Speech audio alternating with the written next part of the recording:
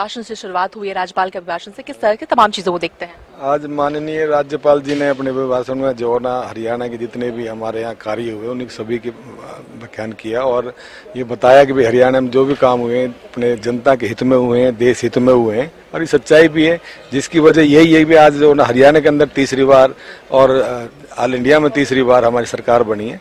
तो नीति और नीति दोनों सही होंगी तो भारतीय जनता पार्टी की नीति और नीतियां दोनों ठीक हैं, जिससे सिर्फ हमारे जो है ना लोगों के हित के लिए की जाती हैं और इसी वजह से हमारी जो सरकार आई है।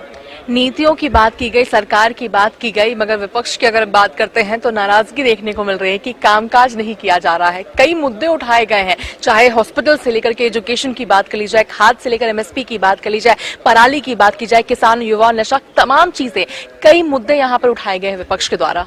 विपक्ष का काम ही है मुद्दे उठाने का, उनके पास है ही क्या? अगर वो करते तो उनकी सरकार थी 10 साल, उन्होंने क्यों फिर उनको मौका मिलना चाहिए था ना। अगर लोगों ने क्यों उनको नकारा? सिर्फ उनके झूठे वादों की वजह से। आज हमारी सरकार काम कर रही है और देख भी रहे हैं कि जो वादे किए हैं वो पूरा कर रही है और जो लगभग 25,000 नौकरी दी, मुख्यमंत्री जी ने ये कहा था जब शपथ लूंगा जब इनको अनाउंसमेंट कर दूंगा, क्योंकि इलेक्शन से पहले विपक्ष ने रुकवाने का काम किया था।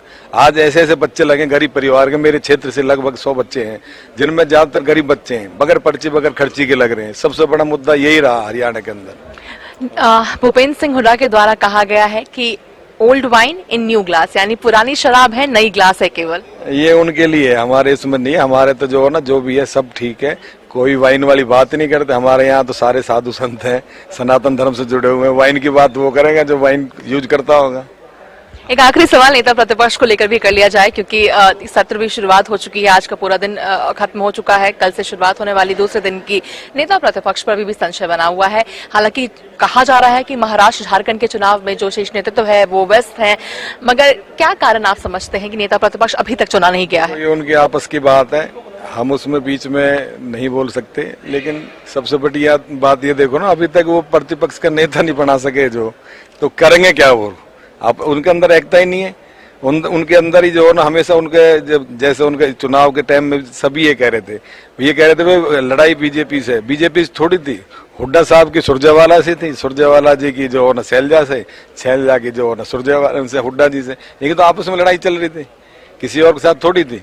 अब भी वही चल रहा है, पर हमें क्या मतलब इससे, वो बनाए ना बनाए, हमारा अपना है। भारतीय जनता पार्टी की हमारी सरकार बनी, नायब सैनी जी हमारे अच्छा काम कर रहे हैं, लोक हित में काम कर रहे हैं और जो भी आगे करेंगे वो भी अच्छा करेंगे, क्योंकि हमारे जो है ना 36 बिरादरी को साथ लेके चलने वाले हैं। इसमें ना तो कोई बिरादरी देखी जाती, ना जाति बात देखा जाता है।